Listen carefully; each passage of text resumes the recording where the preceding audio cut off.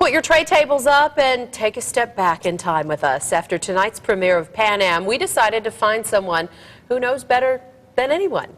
Yeah, we found a former flight attendant sharing what it's like to work in the glamorous days of flying.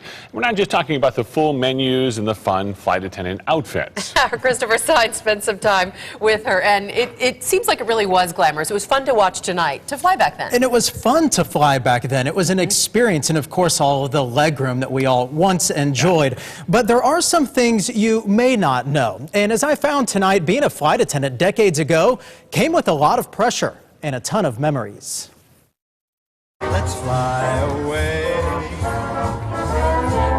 They were head-turning, sharp-dressed women with a job many wanted. It was a lot of fun. For a piece of airline history, turn a few pages with Patty Baker, who earned her wings as a Pan Am flight attendant in the early 70s. It wasn't like a job.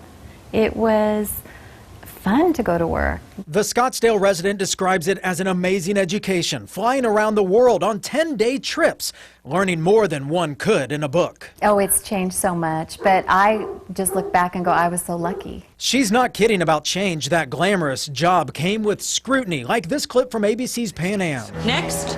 Yes, we had to weigh in, and it was according to a lot of times your height and what you started as, and then they'd give you maybe a pound or two for every few, 10 years. And if they gained too much weight, they were grounded. She smiles talking about it all. She didn't mind the rules, such as hair not being longer than shoulder length, uniforms pressed, shoes polished, nails done, and yes, a supervisor checked. They wanted you to look well-groomed, and, everyone had to wear makeup. I remember as a little kid dressing up to fly. Do you miss that when you get on a plane today? I do, because a lot of people don't dress at all. As for the popularity of ABC's new show, she loves it. It's kind of nice, because a lot of the younger generation, they don't know about Pan Am.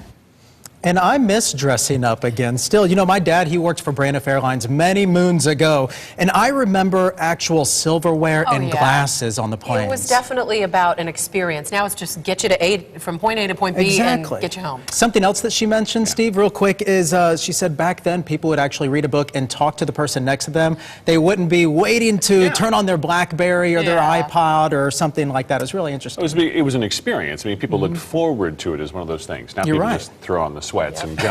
Yeah.